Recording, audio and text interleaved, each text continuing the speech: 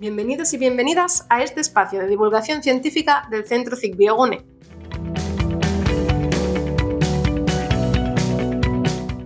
Cada año en España se registran alrededor de 1 y 2 casos por millón de habitantes de encefalopatías espongiformes transmisibles, un grupo de enfermedades raras y ultrarraras que afectan al cerebro y tienen una incidencia muy baja.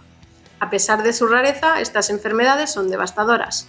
Los pacientes que las padecen experimentan una rápida degeneración de su salud con síntomas como pérdida de memoria, dificultades motoras y alteraciones cognitivas, síntomas parecidos a enfermedades más comunes como el Alzheimer o el Parkinson. Este grupo de trastornos neurodegenerativos son causados por priones, proteínas mal plegadas que inducen a otras proteínas a adoptar una forma errónea.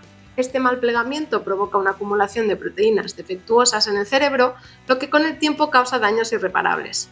Algunos de los casos más conocidos son la enfermedad del Creutzfeldt-Jakob en humanos, que causa demencia rápida, y la tristemente famosa enfermedad de las vacas locas, que cruzó la barrera entre especies e infectó a humanos a través de carne contaminada.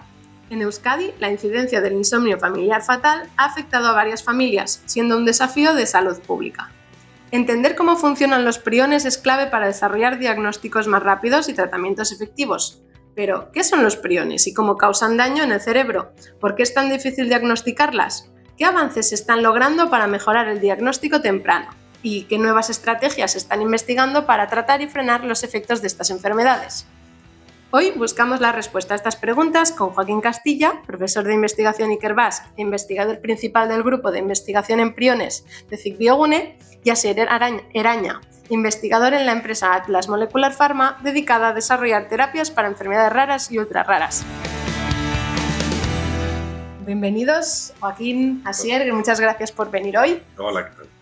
Bueno, hemos hablado un poco en la introducción, ¿no? Hemos mencionado priones, hemos mencionado enfermedades neurodegenerativas, pero para empezar, quizás, Joaquín, Asier, la pregunta que tenemos que hacer, ¿no?, es qué son los priones y cómo se diferencian de otros agentes que causan enfermedades neurodegenerativas. Pues si queréis empiezo yo. Los priones son unos agentes patogénicos. Lo primero que hay que decir es que son extraordinariamente interesantes, no solo por el tipo de agente que es, el tipo de enfermedades que producen, incluso el tamaño, la composición, sino por sus peculiares características que luego probablemente vayamos a comentar. Se tratan de proteínas infecciosas, proteínas que al igual que tenemos, otras que tenemos en todos los mamíferos en el organismo, en particular ancladas a la membrana de células como las neuronas, por ejemplo, este agente patógeno se caracteriza porque esta proteína en algún momento de su vida, de su proceso, cambia su estructura y se convierte en una proteína con capacidad infecciosa. Estas proteínas infecciosas, a las que estamos llamando ahora priones, como cualquier otro microorganismo, busca autopropagarse. Y la forma para hacerlo consiste en transformar a otras proteínas de su entorno, otorgándoles la misma característica de proteína con este cambio estructural, con esta capacidad infecciosa. Por eso las nuevas proteínas convertidas vuelven a entrar en un ciclo transformando a las de su entorno, creando un ciclo de conversión que hace que luego os explicaremos con más detalle, se desarrollará. Y hemos comentado, bueno, acabas de comentar, ¿no?, eso, los priones estas que inducen un efecto, me imagino yo, tipo cadena, ¿no?, que se van, o dominó, mejor para visualizarlo, que adoptan esta forma mal plegada, pero específicamente, ¿cómo logran este efecto y cómo afectan específicamente a las funciones cerebrales de las personas que sufren estas enfermedades que hemos mencionado? Bueno, pues como muchos otros aspectos de estos patógenos tan peculiares, pues todavía no se conoce exactamente, es decir, no sabemos exactamente cómo una proteína sana, digamos una proteína que todos tenemos, cambia tan radicalmente de forma que adquiere unas propiedades completamente distintas. Entonces ese primer paso no lo conocemos. Lo que sí sabemos es que hace falta que esta proteína deformada o esta proteína que se vuelve tóxica, infecciosa, necesita entrar en contacto con la forma sana. Es decir, esto ocurre generalmente en la superficie de las neuronas. Entonces la proteína mala, la proteína tóxica, tiene tendencia a formar fibras, a formar largas fibras de proteína, y entonces sabemos que estas fibras, cuando entran en contacto con la proteína sana, la incorporan. Entonces utilizan de alguna manera la proteína sana para hacer crecer estas fibras.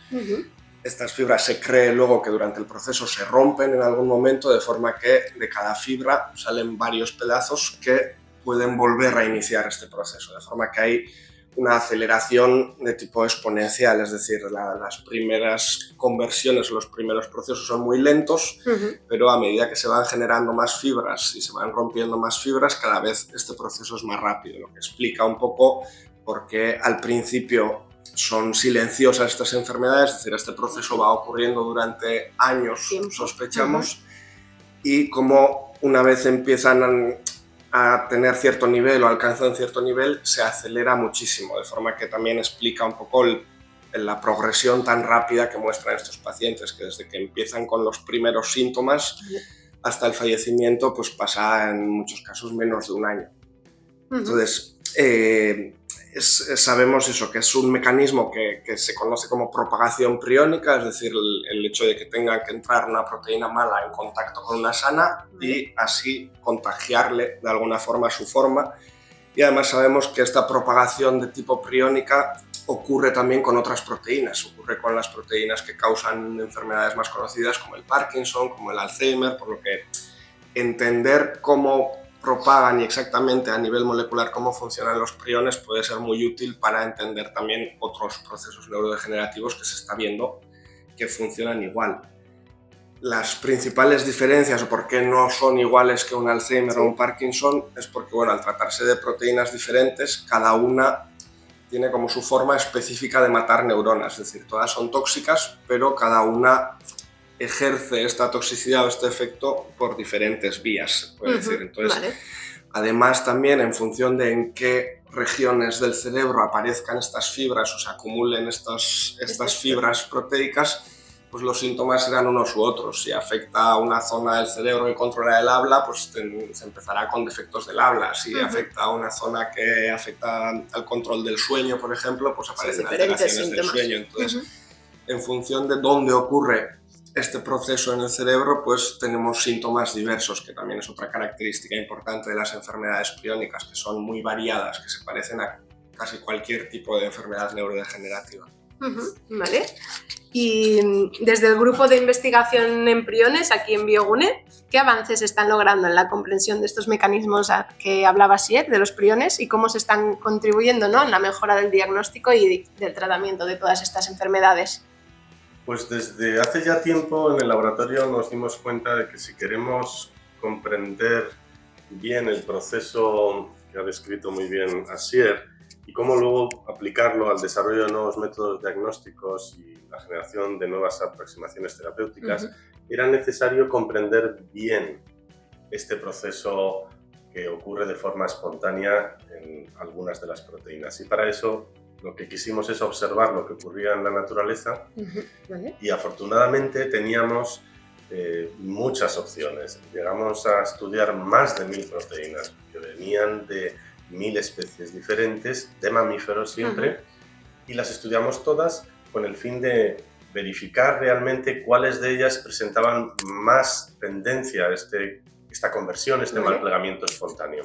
Esto nos ha dado una información muy valiosa que la estamos utilizando ahora para generar nuevos métodos de diagnósticos basados en la amplificación de estos procesos. También estamos desarrollando metodologías basadas en la expresión de estas proteínas que hemos encontrado que en algunas especies no son capaces de malplegarse, que les llamamos proteínas resistentes, pero que además tienen la peculiaridad de que bloquean este proceso que hemos estado describiendo de la proteína endógena. Por tanto, hipotéticamente, si hacemos llegar esta proteína resistente y con capacidad de bloquear a la proteína endógena, sería un mecanismo, una forma de terapia muy eficiente y es en la que estamos. Digamos que pararía, ¿no?, ese efecto dominó del que estamos hablando todo el rato de los priones, ¿no? Vale. Y bueno, la última pregunta, ¿no? Enlazando con lo que estáis trabajando o lo que habéis estado trabajando con toda vuestra trayectoria, un poco es las perspectivas de futuro que veis, ¿no? Que se está desarrollando, la importancia pues, de este diagnóstico temprano para estas enfermedades que, como bien has dicho tú, Asier, llevan mucho tiempo, empiezan muy pronto y se diagnostican en un periodo ya más tarde. Sí. ¿Cuáles son las perspectivas de futuro en cuanto a lo que decimos, diagnóstico temprano y posibles tratamientos? Pues bueno, un poco al hilo de lo que ha contado Joaquín, en los últimos años hemos avanzado mucho, no solo nosotros, sino el campo en general, investigadores de todo el mundo, hemos avanzado mucho en entender realmente cómo funciona esta enfermedad, aunque todavía no lo sabemos todo. En los 5 o 6 años ya se han propuesto estrategias muy prometedoras para terapia. Es decir, hasta ahora estábamos intentando comprender qué pasaba. Ahora que tenemos un mínimo entendimiento, sí que se ha visto en los últimos 5 o 6 años un boom, una explosión de diferentes propuestas por múltiples grupos para terapias. Y bueno, hubo un hito importante, de hecho, el año pasado, que se inició uno de los primeros ensayos clínicos en humanos para un fármaco ya que podría llegar al mercado. Y aunque, bueno, depende de cómo salgan los resultados, pero lo importante de esto es que abre el camino para otros ensayos.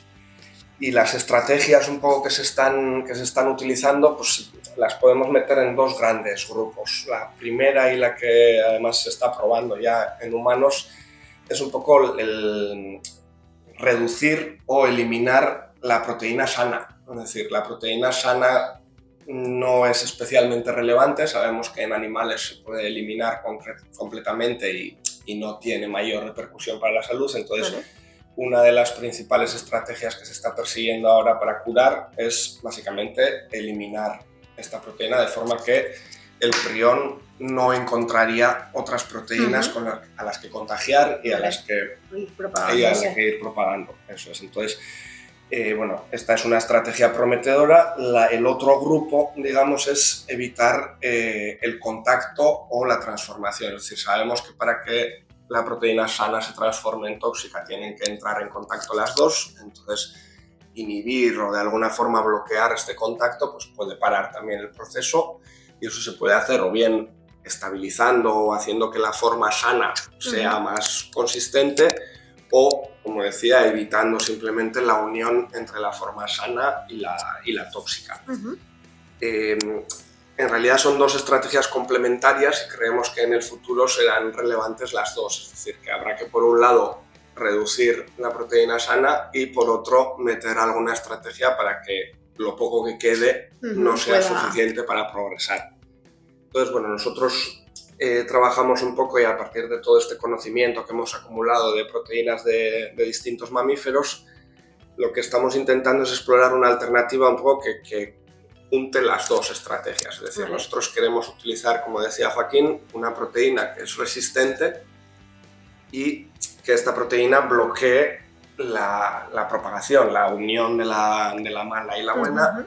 Pero además, si conseguimos sustituir la proteína sana que hay en un humano por esta versión resistente, hacemos un poco las 2 cosas. Reducimos la sana, la sustituimos además por otra funcional, y además esta evitaría que se propagasen los priones, por lo que es un método un poco más sofisticado, pero creemos que el futuro va a ser combinar todas las estrategias, porque una sola va a ser difícil que pare un proceso que es tan eficiente biológicamente. Y en paralelo, lo más relevante ahora mismo también es, ahora que empezamos a tener posibilidades de terapia, es el diagnóstico precoz. Como comentábamos, estas enfermedades se diagnostican tarde, se diagnostican cuando ya hay un daño en el cerebro, cuando ya hay unos síntomas. Entonces, sabemos que una vez hay un daño en el cerebro, revertir eso es mucho más difícil que prevenirlo. Es decir, lo más interesante en todo tipo de enfermedades neurodegenerativas es no llegar hasta el daño neuronal. Entonces, para eso es vital tener un método para diagnosticar las enfermedades antes de que empiecen los síntomas. Entonces, el principal sistema que hay, que está teniendo mucho éxito ahora mismo, es imitar esta propagación, esta forma de multiplicación que tienen los priones en el cerebro, imitarlo en un tubo de ensayo. por lo que esta técnica nos permitiría detectar por amplificación cantidades mínimas, ínfimas de este patógeno cuando aparece. Vale. Entonces, nosotros trabajamos mucho junto con otros grupos en mejorar esta técnica que se llama RT-Quick y que ya se está utilizando a nivel clínico, ya se está utilizando en hospitales. Lo que pasa es que todavía no permite un diagnóstico tan precoz como nos gustaría. Entonces, bueno, estamos trabajando, optimizando la técnica para que se pueda diagnosticar cuanto antes y, por tanto, empezar a tratar cuanto antes. Y un poco lo curioso de esto es que al ir descubriendo similitudes con otras enfermedades neurodegenerativas, esta misma técnica diagnóstica que originalmente se diseñó para priones ya está empezando a aplicarse también para esas otras enfermedades como el Parkinson o como el Alzheimer que decíamos. Entonces, bueno, yo aquí quería acabar un poco con una nota diciendo que aunque sean unas enfermedades muy raras, la investigación en estas enfermedades es muy útil porque al final desvela mecanismos comunes con otras enfermedades que como sociedad nos preocupan y nos deberían preocupar muchísimo más, pero que no hay que desdeñar la investigación en enfermedades raras porque muchas veces ayuda a otras enfermedades comunes. Por supuesto. Bueno, siempre acabamos diciendo lo mismo, ¿no? Es rellenar ese bote de conocimiento en un área que siempre puede ser, pues se puede llevar hacia diferentes caminos y además, pues sí puede ayudar en el tratamiento o en el diagnóstico precoz de enfermedades tan comunes, pero no tan comunes también a la vez, y mejorar la calidad de vida. Esto es indispensable. Pues nada más, solo que me queda agradeceros que hoy nos habéis acompañado, nos habéis explicado pues, los priones, que quizás es un tema bastante desconocido para la sociedad. Y nada, muchísimas gracias otra vez y hasta pronto. Nada, gracias.